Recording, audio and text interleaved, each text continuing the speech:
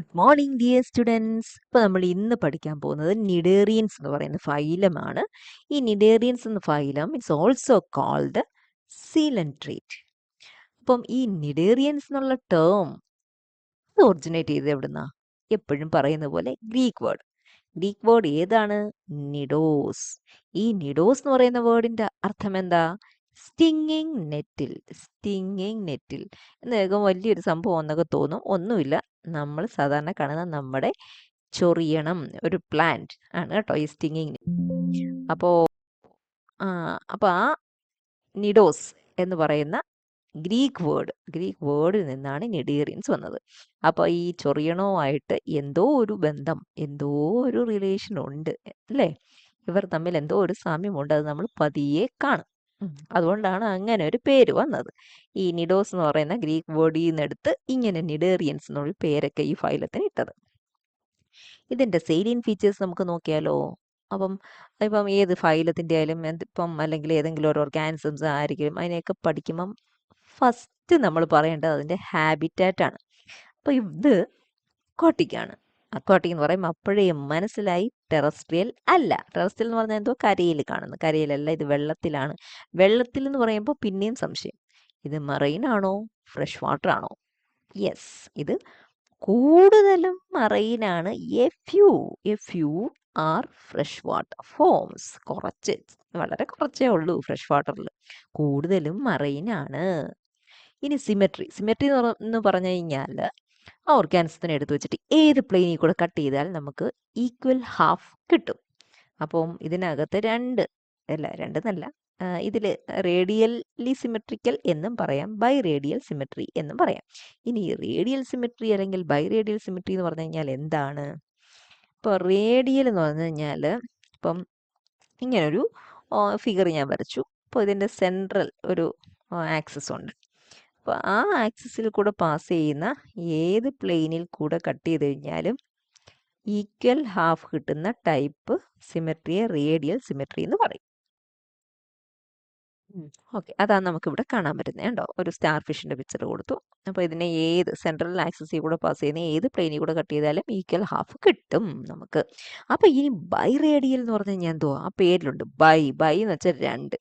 ഏതോ രണ്ട് പ്ലെയിനിൽ കൂടി കട്ട് ചെയ്താൽ മാത്രം ഈക്വൽ ഹാഫ് കിട്ടുന്ന സിമെട്രിയാണ് ബൈ റേഡിയൽ സിമെട്രി. അപ്പോൾ ഈ ഫൈലത്തിൽ റേഡിയൽ സിമെട്രിയും കാണാം, ബൈ റേഡിയൽ സിമെട്രിയും കാണാം.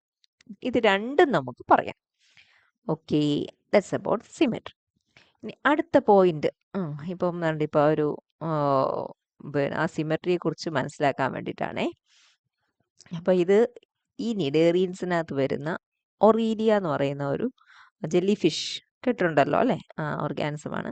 ഇപ്പം ഇതിനെ എടുത്ത് നമ്മളൊന്ന് തിരിച്ച് വെൻട്രലി പിടിച്ചു കഴിഞ്ഞ് നോക്കിയിട്ട് കട്ട് ചെയ്യുകയാണ് കേട്ടോ, ആ സിമെട്രി മനസ്സിലാക്കാൻ വേണ്ടിയിട്ട്. കണ്ടോ, ഇപ്പം ബൈ റേഡിയൽ സിമെട്രി എന്ന് പറഞ്ഞേക്കുമല്ലേ.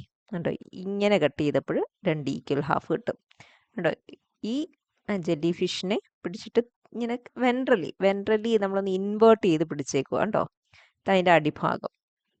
അതുകൊണ്ടാണ്. അപ്പം ഈക്വൽ ഹാഫ് കിട്ടിയില്ലേ. ഇങ്ങനെ മുറിച്ചപ്പോഴും ഈക്വൽ ഹാഫ് കിട്ടിയില്ലേ. അപ്പോൾ ബൈ റേഡിയൽ സിമെട്രി ആയില്ലേ. മനസ്സിലായി?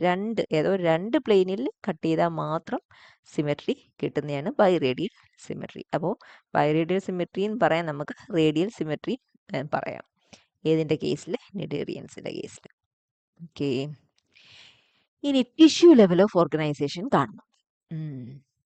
അപ്പോൾ ഇതൊരു യൂണിസെല്ലുലാർ ആയിട്ടുള്ള ഓർഗാനിസം അല്ല, പകരം ഒന്നിൽ കൂടുതൽ സെൽസ് ചേർന്നിട്ട് ഒരു ടിഷ്യൂ ആയിട്ട് ഒരു സർട്ടൻ ഫങ്ഷൻ ചെയ്യുന്ന തരം ഒരു ഓർഗനൈസേഷനാണ് ഇതിൽ കാണുന്നത്. But there is no organ level organisation. ഒരു ഓർഗനായിട്ടൊന്നും ഡെവലപ്മെന്റ് ആയിട്ടില്ല. ടിഷ്യൂ സെൽസ് ചേർന്നിട്ട് ടിഷ്യൂ ലെവൽ വരെ, അത്രയും വരെ ചേർന്നിട്ട് അവർ ഒരു ഫങ്ഷൻ ചെയ്യും. അപ്പം ആ ഒരു ലെവൽ ഓർഗനൈസേഷനാണ് ഈ നിഡേറിയൻസിൽ കാണുന്നത്.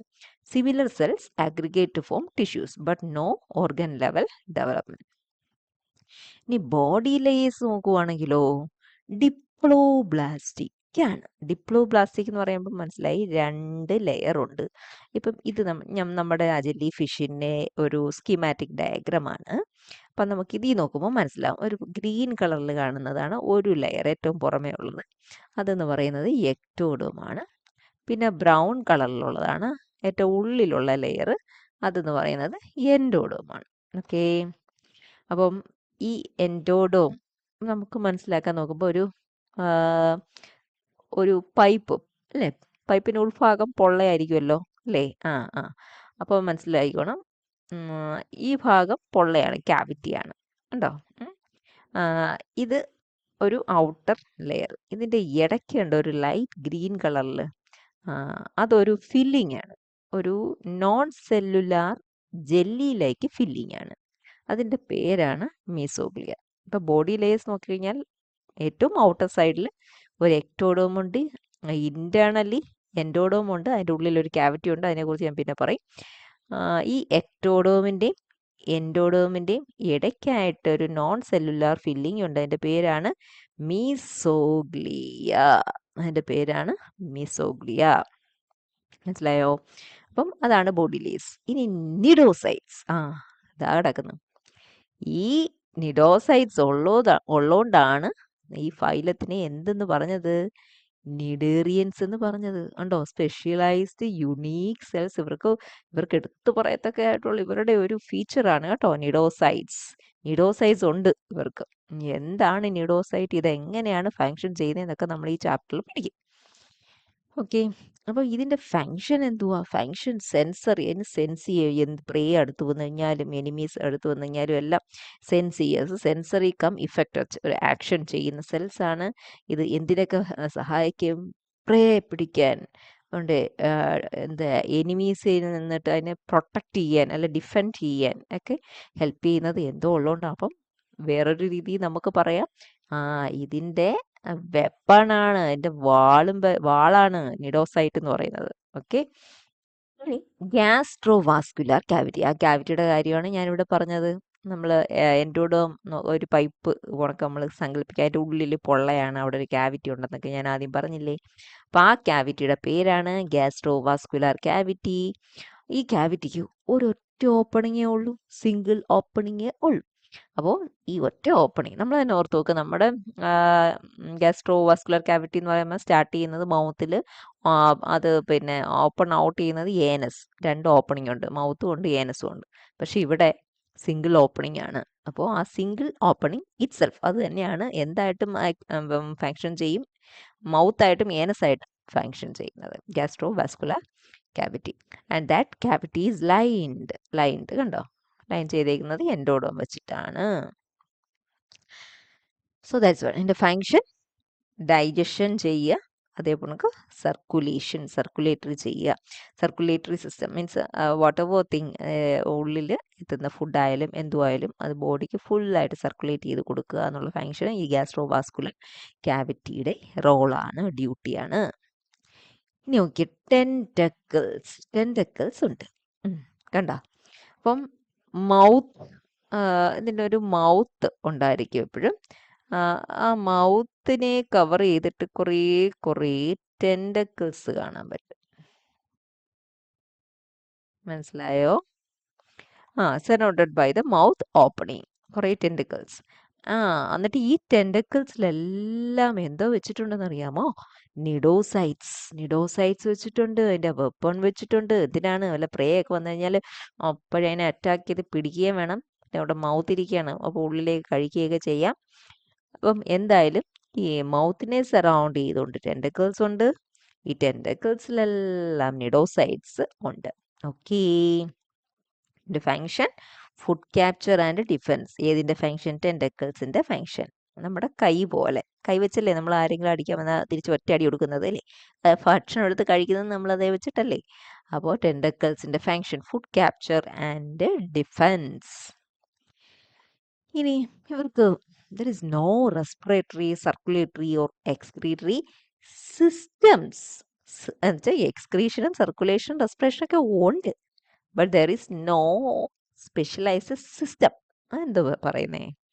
അപ്പം നമുക്ക് റെസ്പിറേറ്ററി സിസ്റ്റം എന്നല്ലേ നമുക്ക് പറയുന്നത്, സർക്കുലേറ്ററി സിസ്റ്റം. കാരണം വെച്ച് കഴിഞ്ഞാൽ ഒരു പാർട്ടല്ല ഫങ്ഷൻ ചെയ്യുന്നത്, ഒരു സിസ്റ്റമാണ്. ഇപ്പം സർക്കുലേറ്ററി എന്ന് പറയുമ്പോൾ ഹേർട്ടും അതിന് അസോസിയേറ്റ് ചെയ്ത ബ്ലഡ് വെസൽസുമാണ്. റെസ്പിറേഷൻ ലങ്സും അതുമായിട്ട് അസോസിയേറ്റ് കുറേ പാർട്സ് വരുന്നുണ്ട്. അപ്പം എക്സ്ക്രീഷൻ ആയാലും പല പാർട്സ് വരുന്നുണ്ട്. അപ്പോൾ അങ്ങനത്തെ ഒരു ഓർഗനൈസ്ഡ് സിസ്റ്റം ഇല്ല. No respiratory, circulatory and excretory system. ഇനി നെർവസ് സിസ്റ്റവും അത് ഒരു പ്രത്യേകതയാട്ടോ. നമ്മുടെയൊക്കെ കേസിൽ ഒരു സെൻട്രൽ ആയിട്ടൊരു സെൻട്രൽ ബോഡി ഉണ്ട്. ഏതാ നമ്മുടെ സെൻട്രൽ ബോഡി? നെർവസ് സിസ്റ്റത്തിന്റെ മെയിൻ ഗവേണിംഗ് ബോഡി ഏതാ? ബ്രെയിൻ അല്ലേ? ബ്രെയിൻ ആണ്. അത് ചെയ്യ്, സിഗ്നൽ അങ്ങോട്ട് അയക്ക്. അവിടെ നിന്നല്ലേ അയക്കുന്നത്, ബ്രെയിനിൽ നിന്നല്ലേ അയക്കുന്നേ. പക്ഷെ ഇവിടെ അങ്ങനെ ഒരു സെൻട്രലൈസ്ഡ് ഒരു ഒരു ഒരു എന്തുവാ governing controlling body, controlling centre ഒന്നുമില്ല. പകരം ഇങ്ങനെ കുറേ എന്താണ് സെൽ ബോഡീസ് ആണ് കേട്ടോ. അതിങ്ങനെ ചിതറി ഇങ്ങനെ ഉണ്ടോ, ഒരു നെറ്റ്വർക്ക് കണക്ക് ബോഡി ഫുള്ളായിട്ട് ഇങ്ങനെ കിടക്കും. കണ്ടോ, തമ്മി തമ്മി തമ്മി കണക്ട് ചെയ്തിട്ട് കണ്ടോ, നെർവ് സെല്ലുകളാണ് കേട്ടോ. കണ്ടോ? ആ, അങ്ങനത്തെ. അല്ലാതെ ഇവിടെ ഒരു ഒരു ഇതിന്റെ എല്ലാം ആക്ഷനെ കൺട്രോൾ ചെയ്യാൻ ഒരു സെൻട്രൽ പോയിന്റ് ഓഫ് എന്തോട് കൺട്രോളിങ് യൂണിറ്റ് അങ്ങനൊന്നും ഇല്ല. അങ്ങനത്തെ ഉള്ള നെർവസ് സിസ്റ്റത്തിനാണ് നെർവ് നെറ്റ് ടൈപ്പ്. അങ്ങനത്തെ നെർവ് നെറ്റ് ടൈപ്പ് നെർവസ് സിസ്റ്റമാണ് ഇവിടെ ഉള്ളത്, നിഡേറിയൻസിനകത്ത് ഉള്ളത്. കണ്ടോ? അപ്പം എവിടെങ്കിലും ഒരു സ്റ്റിമുലസ് വന്നു കഴിഞ്ഞാൽ അത് പെട്ടെന്ന് എല്ലായിടത്തോട്ടും അങ്ങ് സ്പ്രെഡ് ചെയ്തിട്ട് ഈ ഓർഗാനിസത്തിന് ആസ് എ ഹോൾ പെട്ടെന്ന് അതിനോട് റെസ്പോണ്ട് ചെയ്യാൻ പറ്റും. എവിടെങ്കിലും ഒരു ടച്ച് കിട്ടിയാൽ മതി. That is nerve net type nervous system. ഇനി two basic forms in cnidarians എന്ന് പറയുന്നത്, ഇപ്പം നിഡേറിയൻ എന്ന് പറയുന്ന ആ ഫൈലത്തിൽ അതിനകത്തുള്ള ഓർഗാനിസംസിൻ്റെ ഒക്കെ ഒരു ബോഡിയുടെ ഒരു മോർഫോളജി, ഒരു പാറ്റേൺ നോക്കിയാൽ രണ്ട് രീതിയിൽ കാണാൻ പറ്റും. ഇപ്പോൾ ഉദാഹരണം ഈ രണ്ട് പിക്ചർ നിങ്ങൾ നോക്കിയാൽ മതി. ഇത് രണ്ട് നിഡേറിയൻസിനകത്ത് വരുന്ന ഓർഗാനിസത്തിൻ്റെ പിക്ചറാണ്. രണ്ടിൻ്റെ ഒരു പിന്നെ ഷേപ്പ് രണ്ട് രീതിയിലല്ലേ, ഒന്ന് ഒരു ഉരുണ്ടിരിക്കുന്നു, ഒന്ന് നീണ്ടിരിക്കുന്നില്ലേ. അതാ പറയുന്നത്. ടു ബേസിക് ഫോംസ് കാണാൻ പറ്റും ഈ നിഡേറിയൻസിനകത്ത്. ആ ബേസിക് ഫോംസിന്റെ പേരാണ് പോളിപ്പ് എന്നും മെഡൂസ എന്നും. അപ്പോൾ പോളിപ്പ് എന്ന് പറയുമ്പോൾ ഈ ഒരു ടൈപ്പ് അപ്പിയറൻസ് ഉള്ള കുറേ ഒക്കെ ആൾക്കാരുണ്ട്. അപ്പോൾ ഈ പോളിപ്പ് എന്ന് പറഞ്ഞു കഴിഞ്ഞാൽ കണ്ടോ, എപ്പോഴും എവിടെങ്കിലും ഇങ്ങനെ പോയി അറ്റാച്ച് ചെയ്തിട്ടാണ് കാണുന്നത്. കണ്ടോ, അറ്റാച്ച് ചെയ്തിരിക്കും. സിലിണ്ട്രിക്കലാണ് എൻ്റെ ഒരു ഷേപ്പ്, ഒരു അപ്പിയറൻസ് പറഞ്ഞു കഴിഞ്ഞാൽ വൺ എൻഡ് കണ്ടോ, അറ്റാച്ച് വിത്ത് സബ്സ്ട്രേറ്റ്, അതർ എൻഡ് ഫ്രീ ആയിരിക്കും. പിന്നെ അത് കണക്ക് എന്താണ്, ഈ ഫ്രീ എൻഡിൻ്റെ അറ്റത്തായിരിക്കും എന്തുള്ളത്, മൗത്ത് കാണുന്നത്. കൂടാതെ ആ മൗത്തിന് ചുറ്റും എന്തുണ്ട്, ടെൻഡക്കിൾസ് ഉണ്ട്. കണ്ടോ, മൗത്തിന് ചുറ്റും ധാരാളം ടെൻഡക്കിൾസ് ഉണ്ട്. അതുകൊണ്ട് സോളിറ്ററി ആവാം, ചിലപ്പോൾ കൊളോണിയൽ ആവാം. സോളിറ്ററി എന്ന് പറയുമ്പോൾ എന്തുവാ, ഒറ്റയ്ക്ക്. കൊളോണിയൽ എന്ന് പറയുമ്പോൾ കൂട്ടമായിട്ട്. അപ്പം ഒറ്റയ്ക്കും കാണാൻ പറ്റും, ഇതിനെ കൂട്ടമായിട്ടും കാണാൻ പറ്റും. അത് ഒരു ഫോം, ഒരു പിന്നെ നിഡേറിയൻസിനകത്ത് കാണുന്ന ഒരു ഫോം ഓഫ് അപ്പിയറൻസ് ആണ്. അങ്ങ് ഒരു കൂട്ടം ആൾക്കാർ. ഇനി ഈ വേറെ ഏറ്റവും ഇമ്പോർട്ടൻ്റ് ആയിട്ടുള്ള പ്രത്യേകത എന്ന് വെച്ച് കഴിഞ്ഞാൽ ഈ പോളിപ്പ് റീപ്രൊഡ്യൂസ് ചെയ്യുന്നത്, പോളിപ്പ് ഫോമിലുള്ളവർ റീപ്രൊഡ്യൂസ് ചെയ്യുന്നത് എപ്പോഴും അസെക്ഷുവലി ആണ്, ബൈ ബഡ്ഡിങ് ആണ് മെയിൻലി കേട്ടോ. ബഡ്ഡിങ് എന്ന് പറഞ്ഞു കഴിഞ്ഞാൽ അറിയാമല്ലോ, എന്താ, ഇങ്ങനെ ഒരു ചെറിയൊരു മുളപ്പ് വരിക, അത് മുറിഞ്ഞ് താഴെ വീഴുക, ഇത് വീണ്ടും റീഗ്രോ ചെയ്ത് ഈ പേരൻറ്റിൻ്റെ അതേ കണക്ക് ആവുക, അതാണ് ബഡ്ഡിങ്. അപ്പോൾ അസെക്ഷുവലി ആണ് ഈ പോളിപ്പ് എപ്പോഴും റീപ്രൊഡ്യൂസ് ചെയ്യുന്നത്. അപ്പോൾ ഇത്രയാണ് പോളിപ്പിനെ കുറിച്ചുള്ള point. Sessile, cylindrical, mouth free എൻഡിൽ, അതിനെ സറൗണ്ട് ചെയ്ത് ടെൻഡക്കിൾസ്, സോളിറ്ററി ആവാം, കൊളോണിയൽ ആവാം, അസെക്ഷുവലി ആണ് റീപ്രൊഡ്യൂസ് ചെയ്യുന്നത്. അപ്പോൾ ഇനി മെഡൂസ എന്ന് പറയുമ്പോൾ നോക്കി ഇതേ പോണക്കിരിക്കും, ഫ്രീ സ്വിമ്മിങ് ആണ്. പോളിപ്പ് അറ്റാച്ച്ഡ് അല്ലായിരുന്നോ, സെസൈൽ അല്ലായിരുന്നോ, അപ്പോൾ പക്ഷേങ്കിൽ ഇത് ഫ്രീ സ്വിമ്മിങ് ആണ്. അതുകൊണ്ട് ഫ്ലോട്ട് ചെയ്തിങ്ങനെ കാണും മെഡൂസ. ഒരു അംബ്രല പോണൊക്കെ തോന്നുന്നില്ലേ? സോ അംബ്രല ഷേപ്ഡ് ബോഡിയാണ്. ടെട്രാമീറസ് എന്ന് പറയുമ്പോഴത്തേക്ക് എങ്ങനെയാണ്, 4 പ്ലെയിൻ, 4 പ്ലെയിനിൽ കട്ട് ചെയ്യുമ്പോൾ നമുക്ക് ഈക്വൽ ഹാഫ്സ് കിട്ടും. അതുകൊണ്ട് ടെട്രാമിറസ് സിമെട്രിയാണ്. മൗത്ത് എവിടെയാണ് കാണുന്നതെന്ന് അറിയാമോ? ഇത് കോൺവെക്സ് സൈഡ്, ഇത് കോൺകേവ് സൈഡിലാണ് മൗത്ത് കാണുന്നത്. പിന്നെ ഇതിൻ്റെ മാർജിനിൽ നിന്ന് നമുക്ക് ധാരാളം ടെൻഡക്കിൾസ്, അംബ്രല്ലയുടെ മാർജിൻ നിന്ന് ധാരാളം ടെൻഡക്കിൾസ് കാണാൻ പറ്റും. മീസോഗ്ലിയ നമുക്ക് അറിയാമായിരുന്നല്ലോ, എന്തുവാ, എക്ടോഡേമിൻ്റെയും